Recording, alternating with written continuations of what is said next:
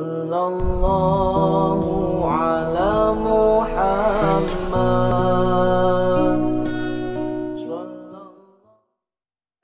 Bagaimana Umar bin Khattab ini tersentuh kemudian masuk Islam setelah membaca Al-Quran surat Thaha ayat 1-14. Coba ya teman-teman membuka ayat ini 1-14 ini. Kemudian ada rasa apa dalam diri kita? Kalau Umar membaca ayat-ayat ini, tiba-tiba tergetar hatinya, mendapatkan percikan cahaya, sehingga kemudian beliau tertarik dan masuk Islam. Ini saya tidak mungkin menjelaskan satu-satu ya ayatnya. Coba kita lihat dari ayat yang awal dan ayat yang paling terakhir. Di bagian awal itu kan ayatnya berbunyi A'udzubillahi minasyaitonirrajim. Toha ma anzalna alaikal qur'ana litashqa. Kalau diterjemahkan dalam bahasa Indonesia, Toha, tidaklah kami turunkan Al-Quran itu kepadamu litashqa, supaya engkau bersusah hati.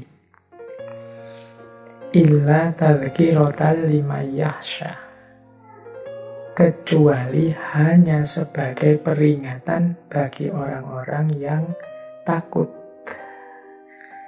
Tanzilam mimman khalaqal arda was samawatil ula, dia turun dari yang menciptakan bumi dan langit yang tinggi. Jadi di bagian awal kita diberi informasi Al-Quran itu diturunkan kepadamu tidak untuk membuatmu sedih atau gelisah. Jadi Al-Quran itu hadir pada kita, itu harusnya dia jadi seperti di ayat selanjutnya, tadhkiratan liman yakhsha, dia jadi peringatan bagi kita, dia jadi pedoman, jadi petunjuk untuk kita, bukan sumber kesedihan, bukan sumber kegalauan. Nah ini mungkin sentilan juga sedikit pada kita. Jangan-jangan kita pernah, saya tidak ngomong sering ya, jangan-jangan sekali dua kali kita pernah merasa sedih, merasa galau, merasa sulit dengan hadirnya Al-Quran. Entah dalam hal apa, mungkin ada isinya Al-Quran yang menurut kita tidak cocok, atau kita ngerundel karena ada perintah untuk melakukan ini, melakukan itu, atau apa saja. Itu kan berarti sedih karena, atau susah, atau merasa direpoti oleh Al-Quran. Padahal Al-Quran tidak turun untuk itu. Al-Quran itu memberi kita petunjuk, memberi kita pedoman. Tentunya petunjuk dan pedoman itu konotasinya adalah positif, untuk membuat kita tidak lupa dengan amanah dan tanggung jawab hidup kita di muka bumi.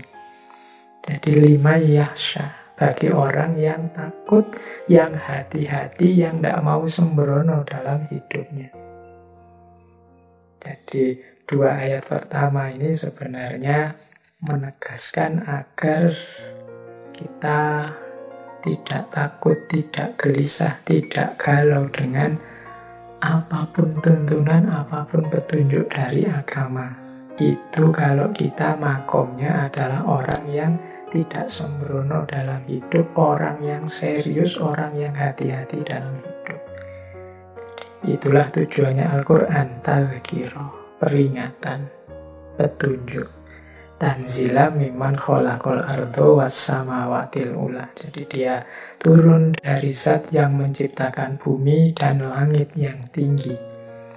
Dan kalau dalam cerita, yang paling menyentuh Umar adalah ayat terakhir, ayat 14. Innani anallah la ilaha illa ana fa'budni wa aqimis sholata li dzikri. Sesungguhnya aku adalah Allah, la ilaha illa ana, tidak ada Tuhan selain aku, fa'budni, maka sembahlah aku, wa aqimis sholata li dzikri, dan dirikanlah sholat untuk mengingatku. Ini ayat ini menyentuh Umar sampai kemudian beliau tertarik untuk masuk Islam. Jadi penegasan Allah, ya akulah Allah itu, tidak ada Tuhan selain aku, maka sembahlah aku. Ini mungkin karena ayat ini kemudian Umar sadar tanggung jawabnya sebagai manusia, yaitu untuk menyembahnya yang selama ini mungkin dilalaikan. Baik, ini sebenarnya mungkin semacam ajakan mungkin untuk teman-teman ya, coba deh ayat-ayat Al-Quran itu masih menyentuh batin kita enggak? Masih menggetarkan batin kita enggak? Sebagaimana Umar tergetar oleh ayat-ayat Al-Quran.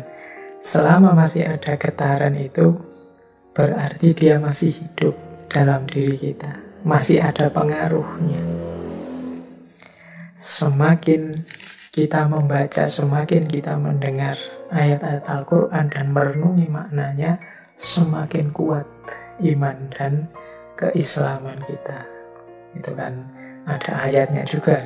Idza tuliyat ayatuh, ketika dibacakan ayat-ayatnya, zadatu iman, imannya bertambah. Baik, ya ini saya buka dengan ini karena memang Umar dikenal masuk Islam karena surat Toha ayat 1-14.